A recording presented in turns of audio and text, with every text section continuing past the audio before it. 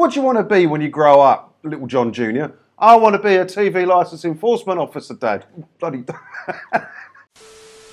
Hi, it's me again. And last week, doing the rounds in the papers was the stories of a previous TV licence enforcement officer, or goon, or door-to-door salesman, whatever you want to call her.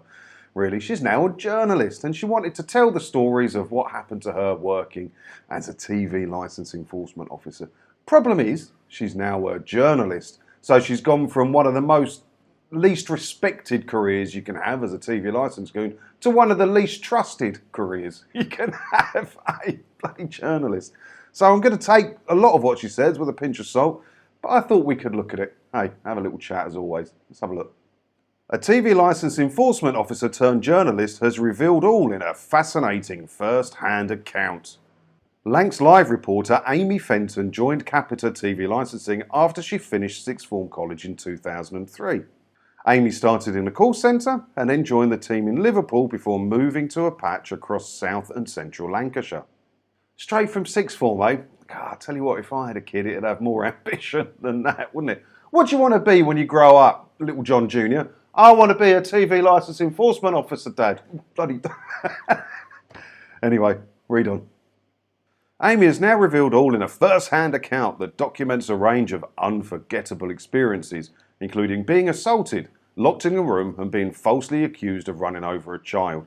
I can believe all of them. I can believe all of them happened to her. People don't like TV licence enforcement officers. The goons are scummy people. And yeah, this is why I always say, if you encounter one, if one knocks on your door, I get so many emails saying, can I chuck a bucket of water on her or a cold cup of piss or whatever? Right, can I do this? Can I do that?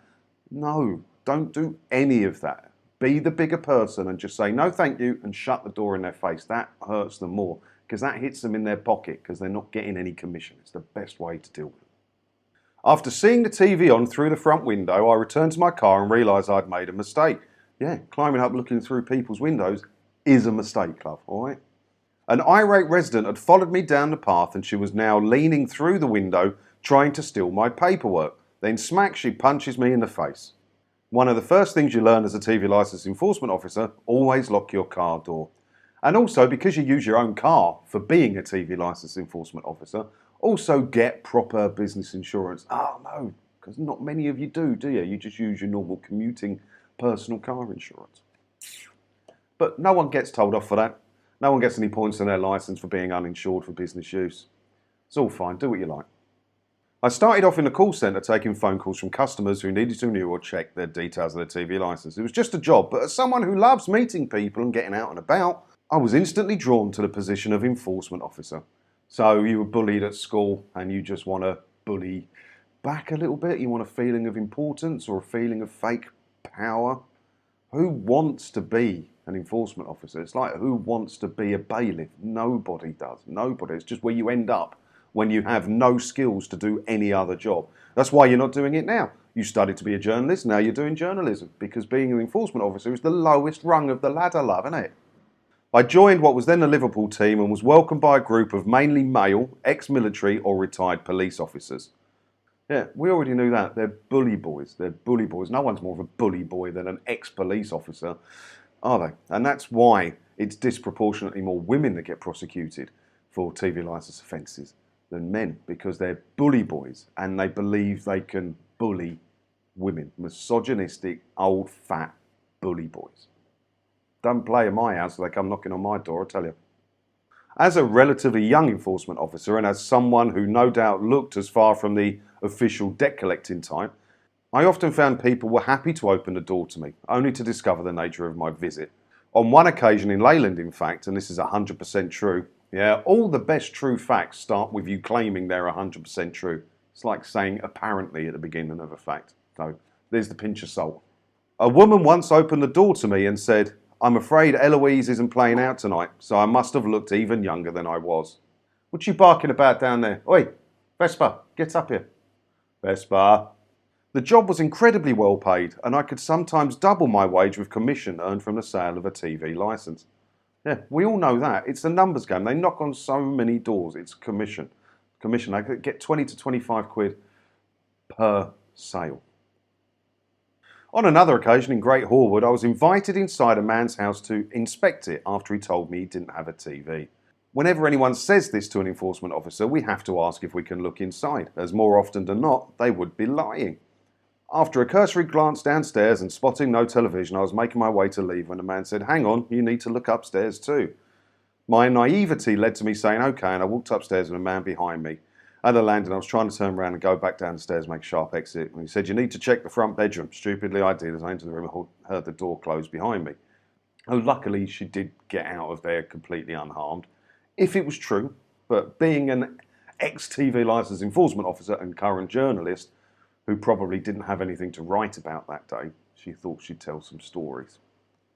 Not saying she's a liar, I'm just saying she's an ex-TV licence enforcement officer who's now a journalist. Make your own mind up.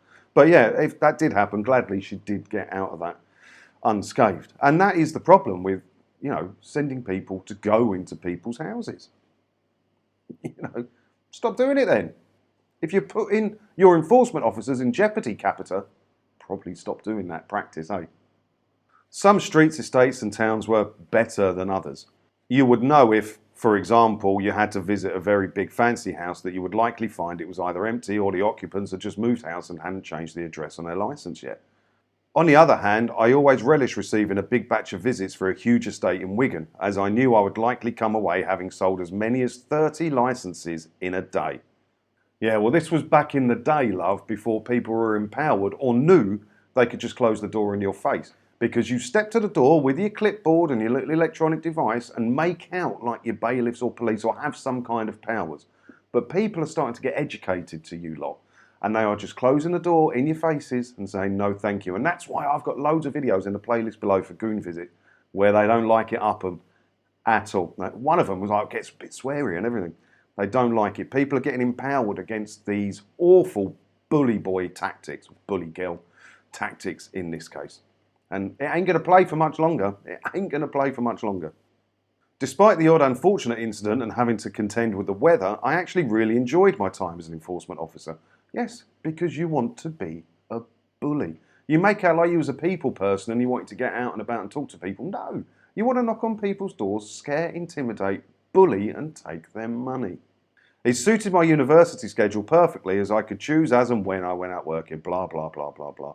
However, as much as I might have enjoyed it though, it didn't deter me from following my dreams of becoming a reporter, as I happily am now. And I'm sure your parents are very proud of all those people you got fined, all those people that went to court because of what you did, all those people that couldn't sleep at night because of what you did for a living. I hope you're very proud of yourself. And no one can sum this story up better than the top comment on this story. It might be the only comment actually. Look at this. Journalists used to go out and work to find stories.